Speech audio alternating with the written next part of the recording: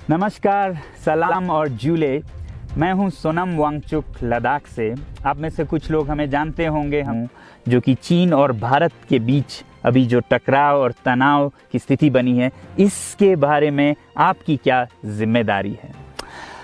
मैं लद्दाख में हूं और आप देख रहे हैं सिंधु नदी को बहते हुए यहाँ, और वो जो पहाड़ियाँ हैं उनके पीछे नुब्रा और चांगतांग के वो इलाके हैं जहाँ पर ये तनाव बढ़ता जा रहा है। हज़ारों सैनिक वहाँ ले जाए जा चुके हैं। सुनने में आया है चीनी वायुसेना के जहाज़ भी वहाँ तैनात किए गए हैं, और एक घंटे पहले भारतीय वायुसेना के जहाज़ भी मेरे ऊपर मंडरा रहे थे। सामान्यतः जब सीमा पर तनाव होता है तो हम आप जैसे नागरिक ये सोचकर सो जाते हैं रात को कि सैनिक इसका जवाब दे देंगे, मगर मैं आज आप लोगों को ये ज़रूरी बात बताना चाहता हूँ कि इस बार सिर्फ सैनिक जवाब नहीं, दो तरफा जवाब हो और उसमें नागरिक जवाब भी हो। तो आप जैसे नागरिक दिल्ली, मुंबई और बेंगलोर और अनेक शहरों से क्या कर सकते हैं, इसमें ये समझने के लिए पहले हमें समझनी होगी चीन की ये हरकत और वो ऐसा क्यों कर रहा है। आपने देखा होगा कि ये सिर्फ भारत के साथ नहीं हो रहा है, बल्कि पिछले कई हफ्तों से चीन ये दक्षिण चीनी सागर में वियतनाम, ताइवान और अब हांगकांग के साथ भी छेड़खानी कर रहा है। और मेरा ये विश्लेषण है कि वो ये सब किसी देश के साथ दुश्मनी के वजह से ज़्यादा अपने अंदर की समस्याओं को सुलझाने के लिए कर रहा है। आज चीन को सबसे बड़ा डर है तो अपने जनता से डर है। उनकी 140 करोड़ की आबादी, जो कि एक बंधुआ मजदूर की तरह बिना मानवाधिकारों के चीनी तानाशाह सरकार के लिए काम करते हैं और उसे धनी बनाते हैं, जब वो नाराज़ हो जाए तो फिर एक क्रांति की सी परिस्थिति बन पड़ती है, और इससे चीन बहुत डरता है। आज कोरोना के प्रकोप के बाद चीन में फैक्ट्रियां बंद हैं, एक्सपोर्ट्स बंद हैं और बेरोजगारी 20% तक बढ़ चुकी है। लोग बहुत नाराज़ हैं, क्रांति हो सकती है, तख्ता पलट हो सकता है। इसीलिए चीन पड़ोसियों से दुश्मनी करके अपनी जनता को अपने साथ जोड़ने में लगा हुआ है, और ये पहली बार नहीं कर रहा है। 1962 में जब भारत के साथ जंग की तो वो जंग भी उसने अपने जनता को संभालने के लिए की थी। तब 4 साल का अकाल और भूखमरी हुई थी, और इससे ध्यान हटाने के लिए ये जंग की थी। चीन के लिए अपनी जीडीपी और जो खुशहाली है उसे बढ़ाते रहना बहुत ही ज़रूरी है, और जिस दिन जीडीपी घट जाए वहाँ की जनता क्रांति के लिए तैयार है। मैं तो कहता हूँ कि इस बार भारत की बुलेट पावर से भी ज़्यादा वॉलेट पावर काम आएगी। जो नागरिक पैसा खर्चते हैं चीन के सामान को खरीदने में, ज़रा सोचिए, हम आप भारतीय उद्योग को मारकर चीन से मूर्तियों से कपड़ों तक हर साल 5 लाख करोड़ के सामान खरीदते हैं, और फिर यह पैसा आगे जाकर हमारे सीमा पर हथियार और बंदूक बनकर हमारे सैनिकों के मौत का कारण बन सकती हैं। तो इसलिए अगर हमारे देश के 130 करोड़ लोग और 3 करोड़ जो भारतीय बाहर के देशों में हैं, सब मिलकर भारत में और बल्कि दुनिया भर में एक boycott made in China movement या अभियान शुरू करते हैं, तो आज दुनिया भर में चीन के प्रति रोष है।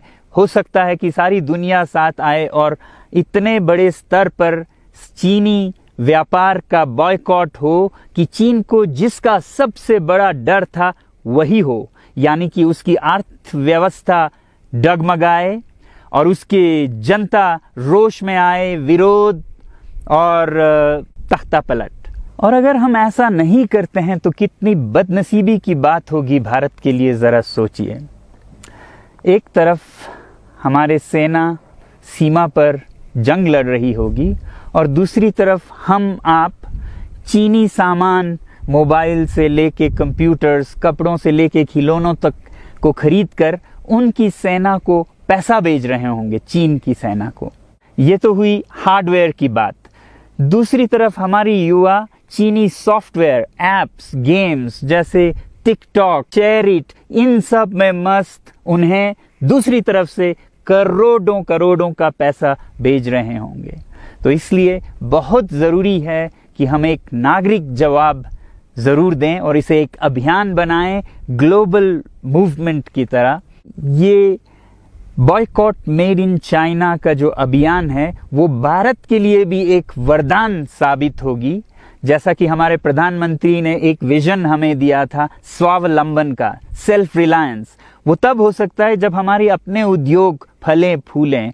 और जब हम बॉयकॉट करते हैं इन सामान का तो अपने देश के उद्योग का, उत्पाद का हम प्रयोग करेंगे और उससे मजदूरों को रोजगारी मिलेगी और सारा देश खुशहाल होगा।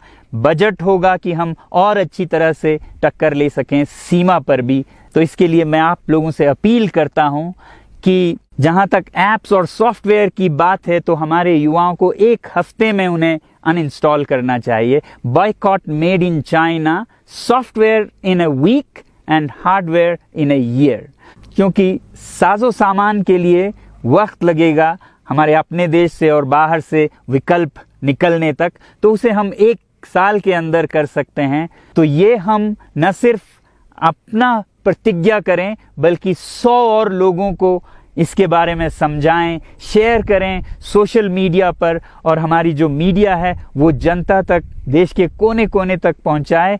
और जैसे ही इसका असर दिखने लगेगा, इंटरनेट से ऐप्स लाखों में, करोड़ों में अनइंस्टॉल होंगे, तो चीन को संदेश साफ जाएगा और यही एक तरीका उसे मेज पर पहुंचा सकती है जहां पर की बातचीत हो शांति की। तो जाते जाते मैं ये बता दूं कि मैं क्या करने जा रहा हूं।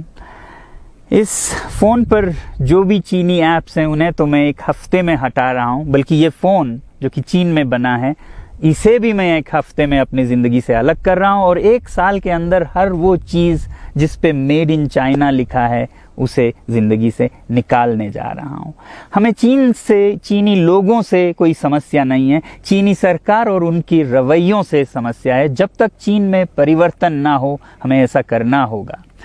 और आप लोगों से मैं अपील करता हूं कि आप अपने शहर में, अपने मोहल्ले में ऐसे इवेंट्स करें जहां लोग प्रतिज्ञाएं करें कि चीनी सामान का बहिष्कार करें जब तक चीन में परिवर्तन ना हो।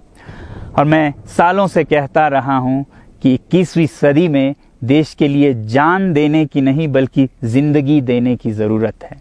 लद्दाख में बढ़ते हुए ये देश के लिए जान देने का कारोबार बहुत देखा, और जहां एक तरफ मैं सलाम करता हूं उन लोगों के लिए, उन लोगों को जिन्होंने देश के लिए जान दिया, मगर इस 21वीं सदी में मेरा ख्याल है कि देश के लिए जान देने की नहीं, जिंदगी देने की ज़रूरत है।